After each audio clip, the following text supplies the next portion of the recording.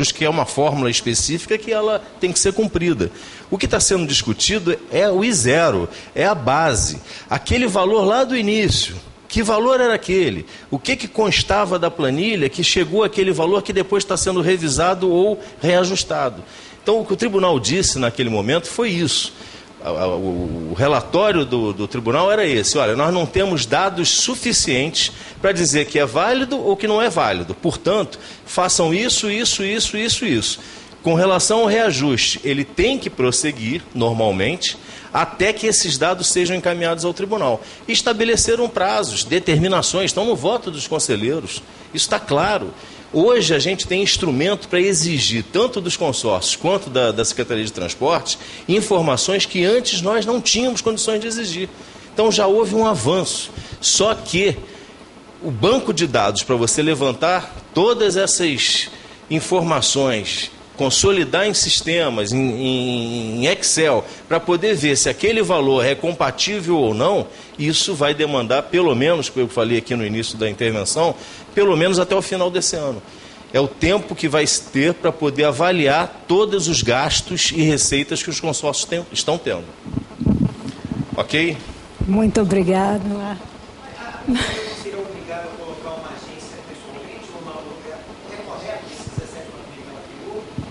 Não, é discricionário do ente criar ou não agências reguladoras. Isso nenhum de nós pode exigir. Isso é ato discricionário do Poder Executivo e é óbvio com a aprovação do Legislativo, que é sempre um projeto de lei. Mas a iniciativa tem que ser do Executivo. Nesse caso, o engenheiro Valdir está aí, representando a Prefeitura do Rio de Janeiro, para fazer esses esclarecimentos também. Ele é do Estado. Ele é do Estado, desculpa. Infelizmente não tem ninguém da Secretaria de Transporte do município, infelizmente. É uma pena. Eu queria pedir desculpas a vocês. Eu já tinha conversado com ela, nós tínhamos programado para as 4 horas da tarde e terminado por volta de 15 para as 5. Eu já tenho outros compromissos, já estou atrasado. Eu gostaria de pedir desculpas a todos. E volto a dizer, o que vocês precisarem em termos de Tribunal de Contas, podem entrar em contato ou pela ouvidoria ou pelo site do tribunal. Muito obrigado. Muito obrigado, Marcos. Representante da Secretaria Metropolitana de Transporte, nosso querido Valdir Pérez, que já é um convidado frequente aqui da Divisão Técnica de Transporte e Logística. Vou estar o pessoal fazer parte da mesa. O vereador Jefferson Moura.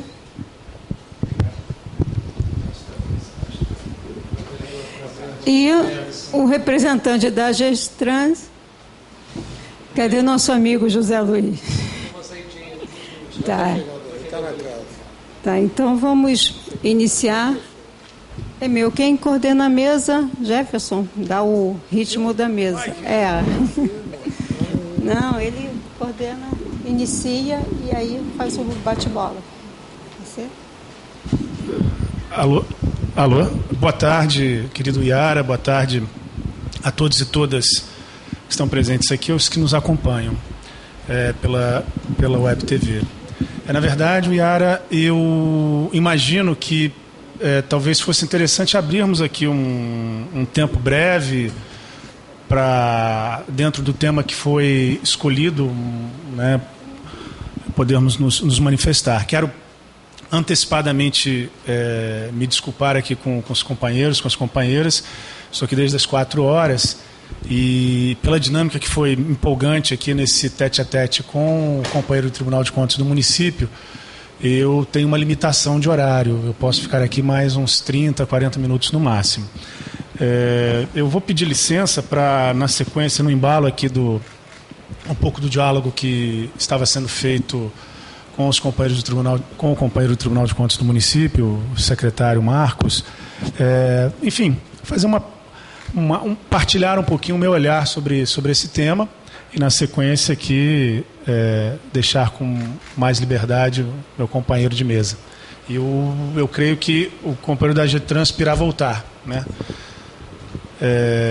Bom, primeiro, eu acho que é importante, quando a gente vai discutir a questão do transporte na cidade do Rio de Janeiro, né, em qualquer lugar, mas em especial numa megalópole como o Rio de Janeiro, nós olharmos para além da fotografia.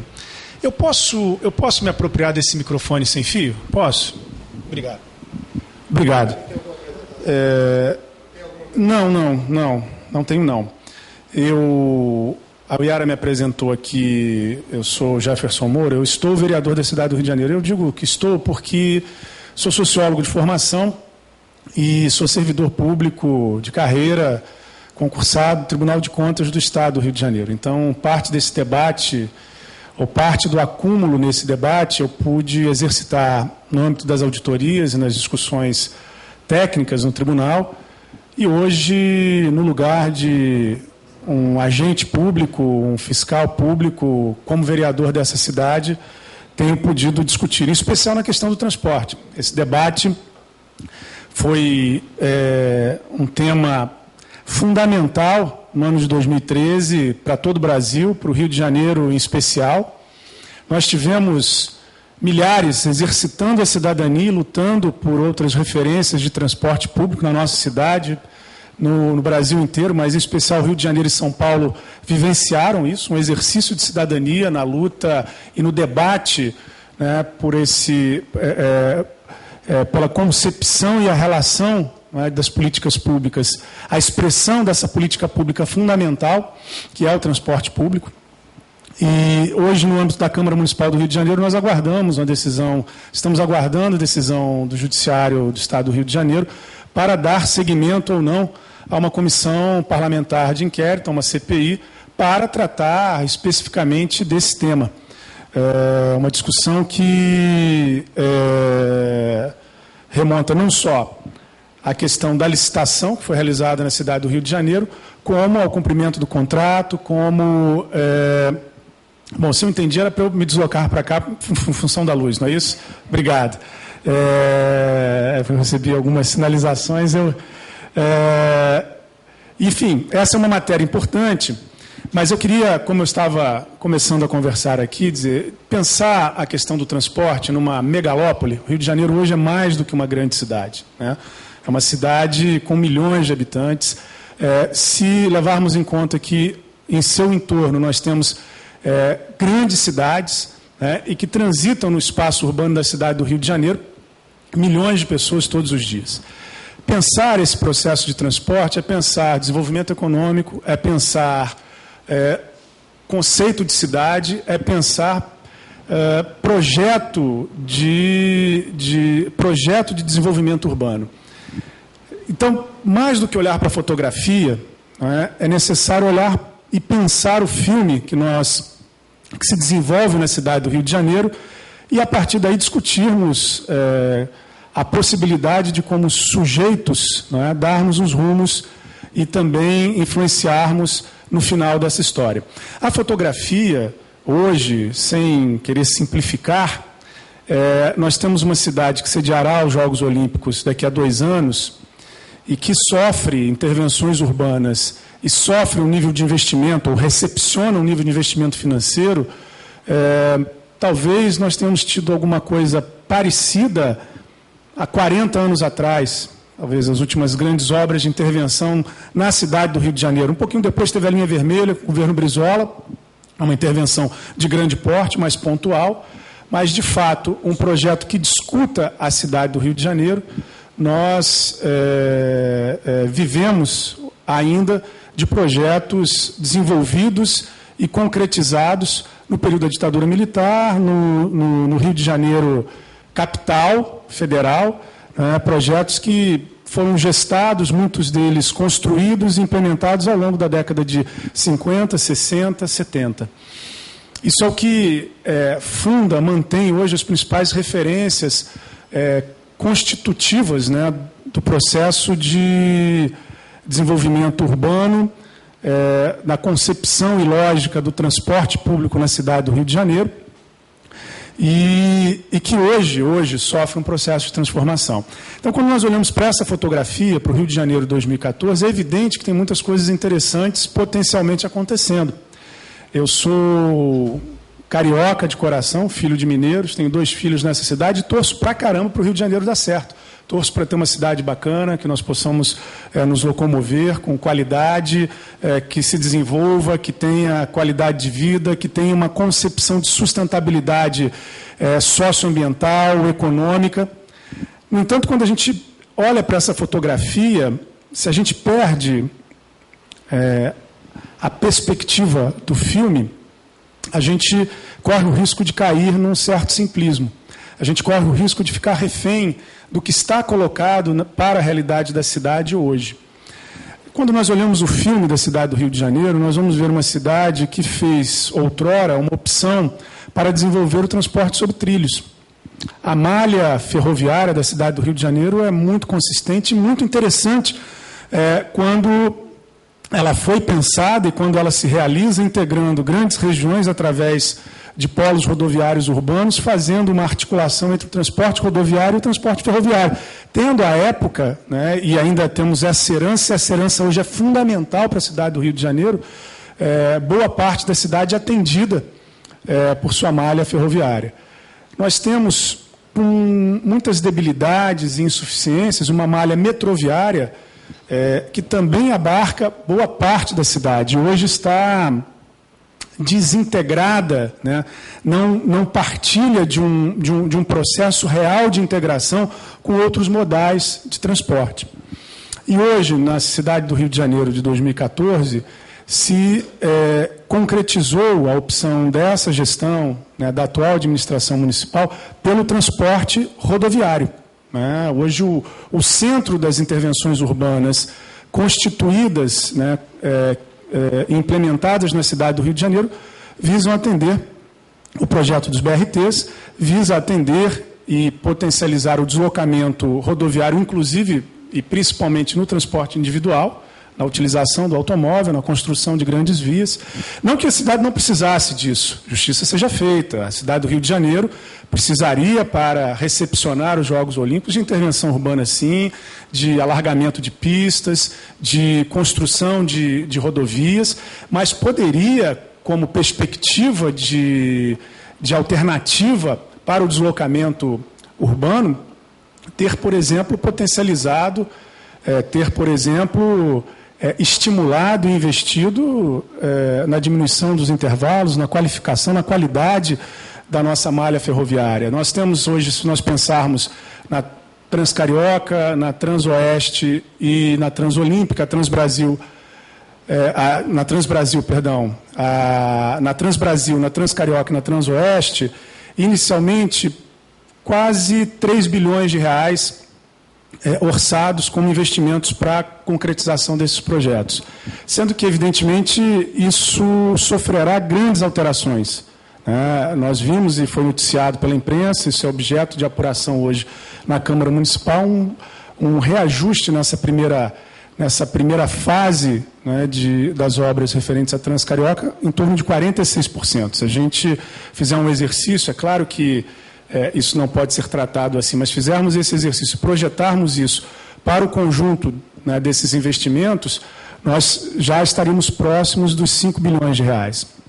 A linha 4 do metrô tem como orçamento inicial cerca de 5 bilhões e meio de reais, com uma capacidade de transporte diário. E veja, eu não acho que o metrô, digamos, ligando pontos unilateralmente na cidade, né, trabalhando com um sentido único e não com um sistema de teia, seja necessariamente a melhor solução. Não sou especialista em transporte, tenho lido, tenho acumulado, olho um pouquinho o que tem pelo mundo e em outras cidades brasileiras, mas apenas para nós compararmos com o que existe na cidade e o que poderia ser feito na cidade. Né? Pensar parte desses investimentos sobre uma outra lógica resultaria numa outra cidade e em um outro legado para o município do Rio de Janeiro. Nós temos, se pegarmos de 2009 a 2013, um aumento do endividamento no município de quase 200%, 193,04%. Discutimos isso ontem numa audiência pública, debatendo a lei de responsabilidade fiscal na cidade do Rio de Janeiro. Reafirmo aqui, é necessário investir, é necessário uma ação do poder público pensando e remodelando a cidade do Rio de Janeiro, eu não tenho dúvida disso. Mas a escolha dos projetos, a opção por um modal de transporte, por um tipo de transporte, trabalhar a ideia e a concepção se a área de revitalização do porto serviria para um processo de urbanização, construção de moradias, projetos que pudessem humanizar e, de fato, implementar no centro da cidade do Rio de Janeiro vida, com comércio, com gente, com escola, com aparelhos públicos, esse é um caminho. Transformar esse projeto, né, num centro empresarial, numa parceria público-privada que cria um condomínio privado, a partir de recursos públicos, de aporte público e se utilizando do potencial, né, olímpico, a Vila dos Árbitros, que foi objeto de debate agora recente por parte do prefeito, tentando deslocar essa estrutura olímpica da região portuária, foi o elemento chave para que se juntasse a esfera federal, a esfera estadual e a esfera municipal, para desapropriar terrenos, para resolver os imbróglios jurídicos que envolviam uma área portuária federal, estruturas do Estado e incrementos públicos das três esferas. Foi fundamental para que a Caixa Econômica Federal pudesse ser a avalista estimuladora e a primeira a startar o processo que resultou na emissão de títulos públicos. É uma experiência única no Brasil. Você tem algo parecido em São Paulo, mas as CEPACs, os títulos públicos emitidos pelo município do Rio de Janeiro, negociados na Bolsa de Valores, para se implementar, para se comprar potencial construtivo, para que você possa construir na área do Porto do Rio de Janeiro, você tem que comprar CEPACs. Né, títulos públicos emitidos pela cidade, uma operação, uma engenharia que, de maneira simplista, eu poderia resumir. Nós colocamos a estrutura pública, fazemos investimento público, damos a garantia e os empresários privados do ramo da construção adquirem, lucram e se enriquecem ainda mais. Esse é mais ou menos o resultado dessa operação, dessa engenharia financeira. Essa opção revela uma concepção de cidade, assim como optar pelo transporte rodoviário revela uma concepção de cidade. Revela também as relações políticas, revela também os pactos firmados antes dos processos eleitorais, revela também quem financia a campanha. Nada pode ser pensado no âmbito do espaço público dissociado da opção política. E eu não falo aqui de opção partidária, não falo aqui também como quem só quer criticar o prefeito Eduardo Paes, não, gostaria de poder aplaudi-lo muito, né? Infelizmente, tem encontrado dificuldade. Mas tem coisas que são importantes que estão sendo feitas na cidade. Agora, a que custo? Nós aqui, o companheiro deu um exemplo.